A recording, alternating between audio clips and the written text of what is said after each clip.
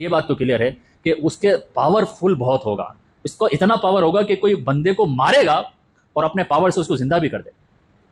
وَيَأْمُرُ السَّمَاءَ أَن تُمْطِرَ فَتُمْطِرَ وَيَأْمُرُ الْأَرْضَ أَن تُنبِتَ فَتُنبِتَ. ایسا پاور ہوگا، زمین کو بادلوں کو حکم دے گا برسو، بارش برساؤ، اس کے حکم پر بارش ہو جائے گی. زمین کو حکم دے گا سبزہ اگاؤ، زمین سبزہ اگائے گی. تو اتنا پاورفل تو ہوگا وہ. اسی وجہ سے آقا علیہ الصلوۃ والسلام بار بار اس کی فتنے سے پناہ مانگا کرتے تھے.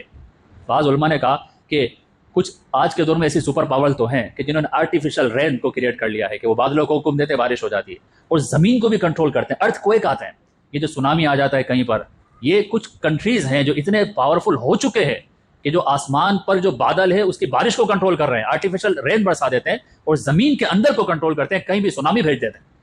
یہ بھی ایک پاسبلٹی ہے کہ جو دجال کا پاور ہے اس کی یہ علاماتیں ہیں.